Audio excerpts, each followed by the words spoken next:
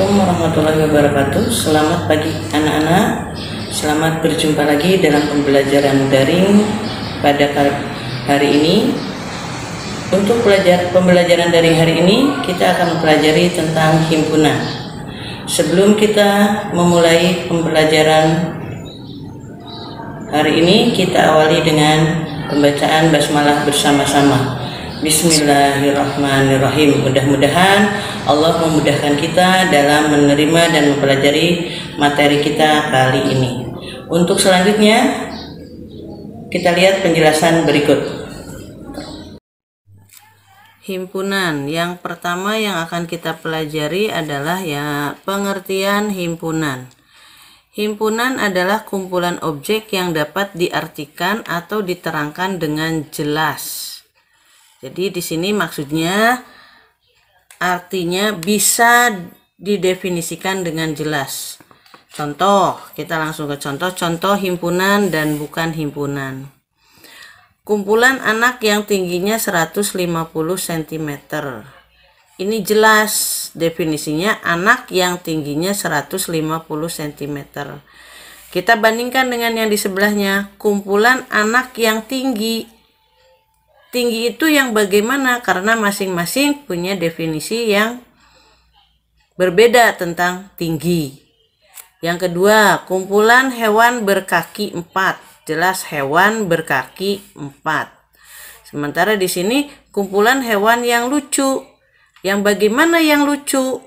Nah, sesuai dengan definisi di atas bahwa himpunan itu harus diterangkan dengan jelas, ini lucunya yang bagaimana? Karena itu artinya tidak bisa didefinisikan. Yang ketiga, contoh yang ketiga, kumpulan buah-buahan yang dimulai dengan huruf M. Jelas dimulai dengan huruf M. Sementara yang sebelahnya, kumpulan buah-buahan yang segar. Yang segar itu yang bagaimana definisinya? Di sini tidak bisa dinyatakan dengan jelas.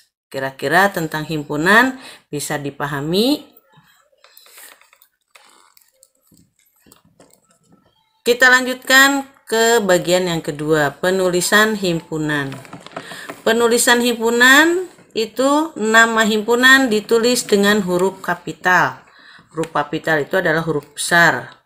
Terus dihubungkan dengan tanda sama dengan, kemudian menggunakan kurung kurawal, dan antar anggota himpunan dipisahkan dengan tanda koma. Contoh, di sini ada himpunan A, A-nya huruf kapital. Di sini dihubungkan dengan tanda sama dengan dan menggunakan kurung kurawal, di mana anggotanya di sini mangga, koma, melon, koma, manggis, kemudian kurawal tutup. Begitu juga himpunan B adalah sama dengan, di sini dihubungkan tanda sama dengan kurung kurawal 1 2 3 4 5 6 kurung kurawal tutup. Ini penulisan himpunan. Kemudian kita lanjutkan ke keanggotaan himpunan. Anggota atau elemen dilambangkan oleh tanda seperti ini, huruf C di tengahnya digaris, itu menandakan anggota. Dan lambang bilangannya, lambang yang tadi lambang anggota dicoret, berarti itu bukan anggota. Contoh di sini, A adalah himpunan 1 2 3 4 5 6. Apakah satu anggota dari A? Maka kita isi bahwa satu elemen dari A. 8. Apakah 8 elemen dari A?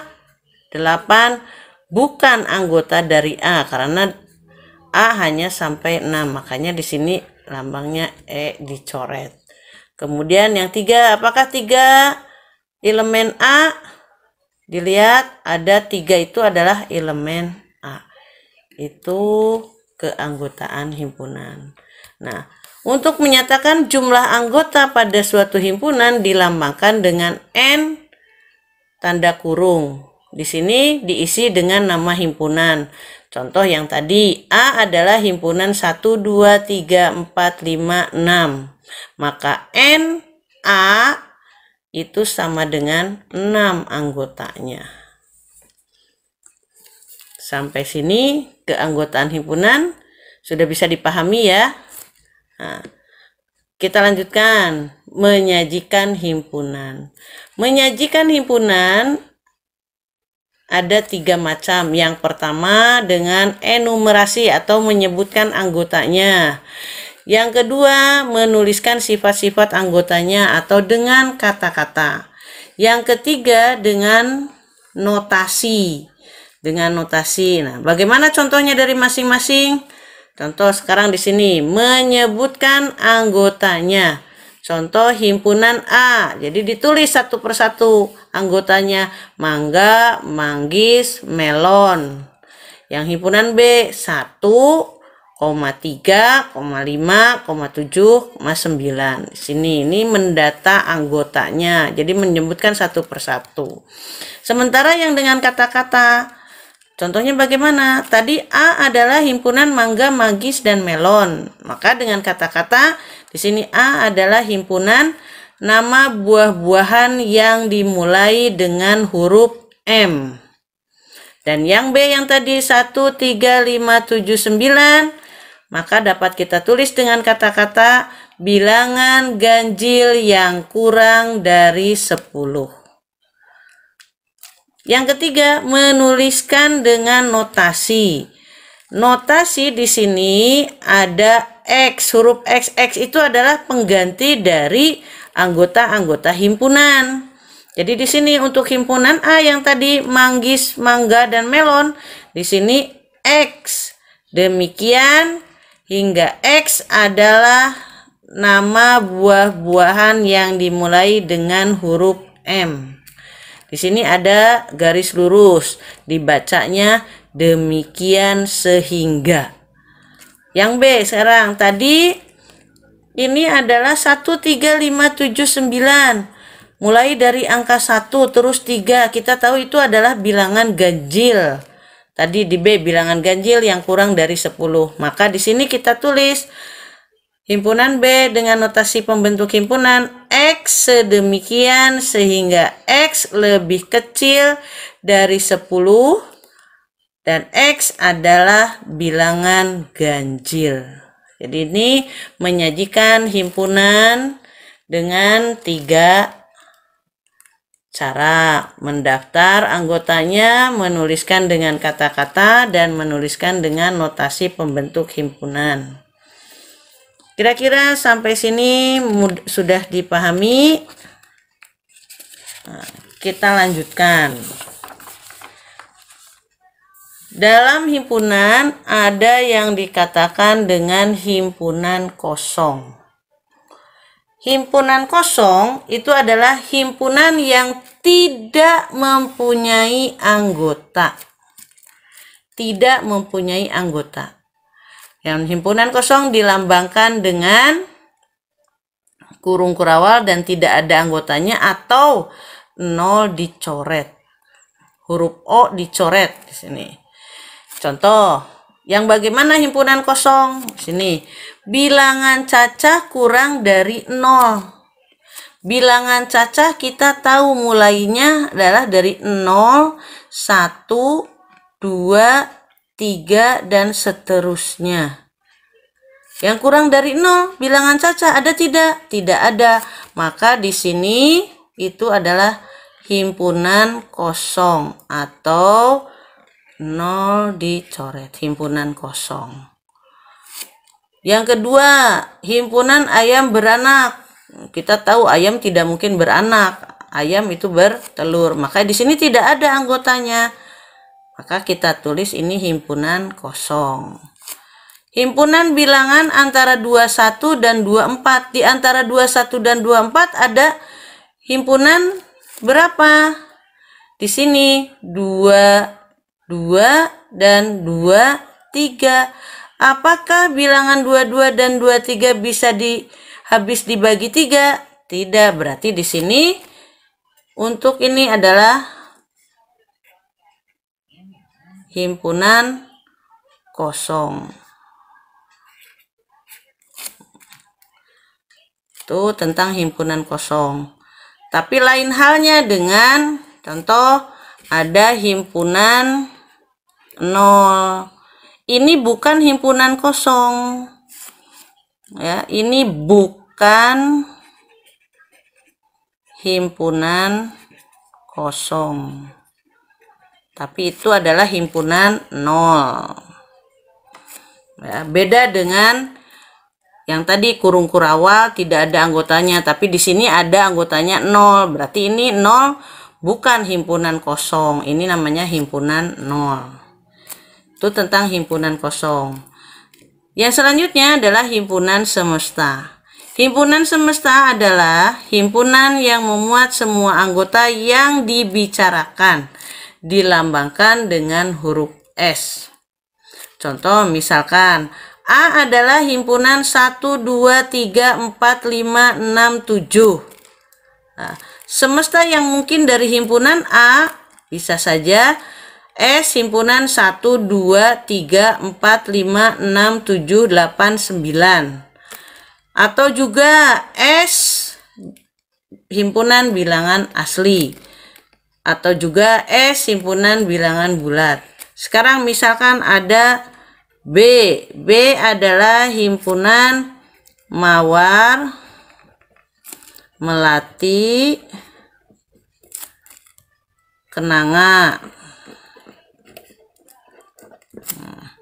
Maka semesta yang mungkin di sini S-nya adalah himpunan bunga. Atau bisa juga S-nya adalah himpunan tanaman. Jadi yang namanya semesta ini adalah himpunan yang lebih luas, yang mencakup himpunan yang sedang dibicarakan. Yaitu tentang himpunan semesta. Penulisan himpunan yang lebih lanjut, ini adalah diagram pen. Jadi diagram pen juga bisa disajikan melalui gambar. Bagaimana cara membuatnya? Yang pertama, kita gambarkan dulu himpunan semesta. Digambarkan dengan persegi panjang dan huruf S diletakkan di sudut kiri atas. Ini persegi panjang dan S di sudut kiri atas. Kemudian setiap anggota yang ada dalam himpunan semesta digambarkan dengan kurva tertutup. Sederhana. Di sini kita gambarkan dulu semestanya, kemudian ada himpunan A di dalam S, kita gambarkan dalam bentuk kurva tertutup. Setiap anggota himpunan ditunjukkan dengan titik. Nah, artinya di sini S ada himpunan A, di mana anggota himpunan A adalah titik 1. Terus yang selanjutnya, bila anggota suatu himpunan mempunyai banyak anggota, maka anggota-anggotanya tidak perlu dituliskan. Jadi kalau banyak ya jangan semuanya ditulis. Nah, contoh misalkan di sini yang pertama, himpunan S adalah 1, semestanya ini 1, 2, 3, 4, 5, 6, 7, 8, 9. Himpunan A, himpunan 1, 2, 3. Himpunan B, 4, 5, 6. Gambarlah diagram pennya. Kita lihat di sini S-nya adalah dari 1 sampai 9. A-nya 1, 2, 3. B-nya 4, 5, 6. Adakah anggota A dan B yang sama? Tidak, di sini tidak ada yang sama. Maka kalian membuat diagram pennya seperti ini. Tuliskan dulu, gambarkan dulu S-nya dengan bentuk persegi panjang. Kemudian himpunan A dengan anggota 1, 2, 3 dan himpunan B himpunan 4, 5, 6. Nah, sisanya dari himpunan semesta ini mana yang belum termasuk? Maka ditulis di luar himpunan A dan B. Yaitu di sini 7, 8, 9. Yang kedua, diketahui semestanya himpunan 1, 2, 3, 4, 5, 6, 7, 8, 9. A-nya 3, 4, 5, 6. B-nya himpunan 5, 6, 7, 8. Di sini ada anggota yang sama. Maka karena di sini ada anggota yang sama, anggota yang samanya ditulis. Ini kita gambarkan dulu diagram Venn-nya, anggota yang sama. Di sini kurvanya berpotongan. Dan ditulis di tengah-tengah yang berpotongan ini adalah anggota yang sama. Dan sisanya himpunan A 5, 6 sudah ada, berarti tinggal 3 dan 4. Sementara himpunan B yang belum adalah anggotanya 7 dan 8. Nah, S-nya mana yang belum ditulis? Yaitu nih titik 1, titik 2, terus titik 9. Ini anggota yang tidak ada di A dan B. Contoh yang ketiga. Contoh yang ketiga kita ganti semestanya A, B, C, D, E, F, G, H, I. Dengan P himpunan C, D, E, Q himpunan A, B, C, D, E, F. Kalian lihat P, anggota himpunan P ada di dalam anggota himpunan Q, sehingga himpunan P berada di dalam. Oh, ini kebalik. Ini harusnya P dan yang di luar adalah Q. Di sini P-nya C, D, E. Dan di sini Q. Himpunan Q, sisanya A, B, F. Dan himpunan S yang tidak ada di P dan Q itu himpunan apa? Anggotanya adalah huruf G, huruf H, dan huruf I. Kemudian yang terakhir di sini yang keempat, diketahui S, A, B, C, D, E, F, G, H, I. A, E, F, G, H, B-nya E, F, G, H juga. Di sini A dan B sama, maka cukup di sini setelah kamu buat himpunan sepestanya, gambar persegi panjangnya, A dan B-nya menjadi satu, tidak ditulis dua-dua. Jadi A dan B dalam satu kurva. Di sini E, F, G, H. E, F, G, di sini huruf G, H. Dan di luar sisanya dari A, B, C, D, dan I. Nah, untuk diagram dapat kita simpulkan di sini. Jika yang pertama kesimpulan yang pertama, jika tidak ada anggota yang sama, maka himpunannya terpisah. Yang kedua, jika ada anggota yang sama, maka di sini kedua himpunan berpotongan. Yang ketiga, jika salah satu himpunan menjadi anggota himpunan yang lain, maka di sini diagram Venn-nya ada di dalamnya. Di sini A, B, di sini B, ini tadi lupa. Yang keempat, yang terakhir, jika himpunan sama. Himpunan sama cukup ditulis satu kurva. A dan B-nya ada dalam satu kurva. Itu kesimpulan dari diagram Venn. Kira-kira sampai sini mudah bukan? Nah, mudah-mudahan kalian memahami penerangan dari awal sampai akhir.